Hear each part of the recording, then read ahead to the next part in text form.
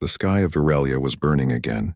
Flames rose from the outer farms, turning the night into a glowing red horizon. Drexari gunships hovered above the fields, firing at anything that moved.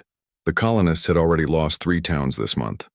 The council gathered inside the emergency shelter, fear clear in their voices. "They will reach the capital next," said Elder Maverick, his scaled hands shaking. "If we do nothing, there will be no more Virelia." "They cannot be reasoned with," replied Councillor Ilra, her voice low. "We have tried to pay them. We have tried to trade. They only take more. We must send the call." Everyone went silent. The call was their last option. A wideband distress signal sent across the galaxy. Anyone could answer. Friends, mercenaries, even pirates. But it was the only chance they had. The council leader, a tall Virelian with golden skin named Sorn, stood and placed his clawed hand on the console. "We send the call," he said at last. "May the stars guide the right ones to us." Moments later, the transmission pulsed out into space.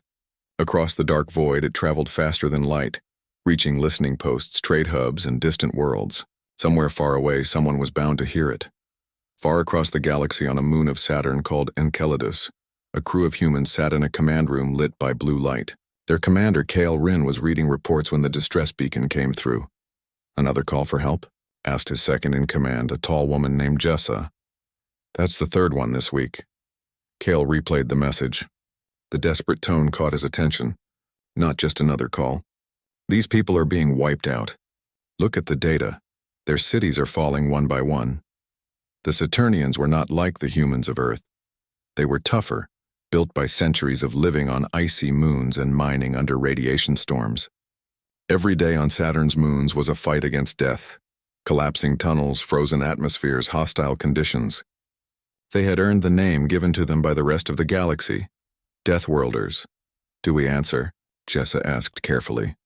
Kale stood and looked out the window at the massive ship docked outside. It was a warship, but not the biggest in the galaxy, but powerful, fast, and ready. "We answer," Kale said. "Prepare the Dawn Spear. We leave in 1 hour." When the Drexari left, the Virelians came out from hiding to count the damage. Entire blocks were gone, their homes nothing but smoking craters. Mothers searched for children. The night was filled with the sound of quiet crying. At the council building, Sorn waited for any sign that someone had heard their call. Hours passed. No response came. Then, without warning, the sky lit up, but not from fire. A massive ship dropped from orbit, its hull dark and angular, its engines glowing a deep blue. The entire city froze as they saw the foreign craft approach. "Is it Drexari reinforcements?" Ilra whispered, panic in her voice. "No," Sorn said slowly, staring at the unfamiliar symbol on the ship's hull. "That is not Drexari." The ship hovered above the city for a long moment, then lowered itself carefully onto the landing platform. A hiss of air escaped as a ramp descended. Out stepped humans. The Virelians had heard of humans before. Everyone in the galaxy had. Stories of dangerous survivors from a planet that killed the weak. Stories of them settling Saturn's deadly moons and thriving where no one else could. Most alien species feared them. Some even avoided contact. The lead human stepped forward, removing his helmet. His dark hair was cut short, his face marked with a thin scar along his jaw. His eyes were sharp, scanning everything, calculating. He spoke through a translator device, his voice calm but carrying strength. "We heard your call," he said. "I am Commander Kale Rin of the Saturnian Guard. Sit tight. We're coming in hot." The Virelians looked at one another, unsure what to say. These were not the gentle diplomats or cautious allies they had expected. These were the Deathworlders of Saturn, the ones who fought storms, radiation, and predators every day of their lives. Ilra took a small step forward. You came to help us?" she asked carefully. Kale nodded once. "You asked for help. We're here. Tell us everything you know about your enemy." Sorn hesitated. He could feel the tension in the room. Some council members were relieved, others afraid. The story said that when humans fought, they fought with everything they had, leaving nothing standing in their way. "We will tell you," Sorn said finally. "But you must understand. The Drexari are ruthless. They will not stop until we are gone." Kyle smiled faintly. "Good," he said, surprising everyone. "That means we don't have to hold back." The room went silent. The Varelians realized then that their war was about to change. Outside, more Saturnian soldiers stepped off the ship, their heavy boots echoing on the platform. They moved with precision, their armor scarred from past battles. These were warriors who had seen death and faced it head-on. For the first time in weeks, the Varelians felt something other than fear. They felt hope, mixed with something else, something harder to name. The humans were here, and nothing would ever be the same again. The Varelian council chamber was quiet except for the hum of the translator devices. Commander Kale Rin stood in the center, a map of the planet glowing in blue light before him. His soldiers waited behind him, silent and still like statues carved from iron. "The Drexari will strike again," Sorn said, pointing to the cities already lost. "They take a region, then move to the next. They will be here within a week." Kyle studied the map for a moment, then looked at Sorn. "Then we hit them first," he said simply. The council members exchanged nervous glances. "You cannot mean," Ilra began. "Yes," Kyle interrupted. "You have been hiding, waiting for them to crush you. That ends today. We attack their forward camps, destroy their supplies, make them afraid to come back." "Afraid?" Maverick repeated, his voice doubtful. "They do not fear us. We have no army, no weapons to match theirs." Kyle turned, his sharp gaze passing over the council one by one. "You called the Deathworlders," he said. "Fear is what we do best." The next morning, the plan was set into motion. The Dawn Spear lifted off, its engines roaring as it shot into the upper atmosphere. Inside, Kale briefed his squad. 3 Drexari camps," he said, pointing to the glowing marks on the display. "We hit them fast, no warning. Objective is simple: take out power, ammo, and leadership. Don't give them time to regroup." His soldiers nodded, checking their weapons. They were a mix of men and women, all with the same calm, focused look. They were Saturnians, trained for war from the moment they could walk. Down on the surface, the Varelians watched the ship vanish into the clouds. Some whispered prayers, others just stood in silence. It was the first time in months someone was going toward the enemy instead of running away. The first strike came at dawn. The Drexari camp sat in a rocky valley, surrounded by energy fences. Guards patrolled lazily, confident no one would dare attack them. Then the sky opened. The Dawn Spear came down like a falling star, its weapons firing in a precise pattern. Explosions rocked the camp before the Drexari even knew what was happening. Kale's team jumped from the landing bay, hitting the ground running. Their armor absorbed the shock as they spread out, each soldier moving with perfect coordination. "Take the east side," Jessa shouted, firing her rifle at a Drexari gun turret. The Drexari fought back, but the humans were faster, using cover, moving like predators. They planted charges on fuel cells, destroyed communication relays, and cut power to the camp. Within minutes, the valley was a storm of fire and smoke. When the last explosion faded, Kale stood among the wreckage. The camp was gone, nothing left but burning metal. "One down," he said. "Move to the next." Back at the capital, Sorn received the first report. "They destroyed the entire camp?" Ilra said in shock. "Yes," the messenger said, "and they did it in less than 1 hour." For the first time, Sorn allowed himself a small smile. "Perhaps there is hope after all," he said. The second strike was harder. The Drexari were ready this time. When the humans approached the next camp, they found heavier defenses and more troops. Missiles streaked through the air as the Dawn Spear dodged and weaved. "Harder landing this time," the pilot shouted. "Then make it count," Kale replied. They dropped lower, deploying in the middle of enemy fire. The humans hit the ground firing, their movements precise and fearless. The Drexari were strong fighters, but the humans did not break. Kale charged through smoke and dust, throwing a stun grenade into a bunker. It went off with a flash, and the Drexarian side were left stunned and helpless. "Clear," Kale shouted, and 2 soldiers moved in to set charges. Explosions ripped through the camp again, sending Drexari running. The humans chased them, cutting down any resistance until the camp fell silent. By the time the humans returned to the capital, they were bruised and dirty, but alive. The Varelians gathered to greet them. For the first time, the people cheered. Children pointed at the soldiers, whispering that they looked like heroes from old stories. Kale removed his helmet and faced the council. 2 camps destroyed, 1 left. The Drexari will hit back soon, harder than before. You need to be ready to fight alongside us. Soren hesitated. We are not soldiers, he said quietly. Then become soldiers, Kyle said. His voice was calm, but there was steel in it. You want to survive? You fight. We will show you how.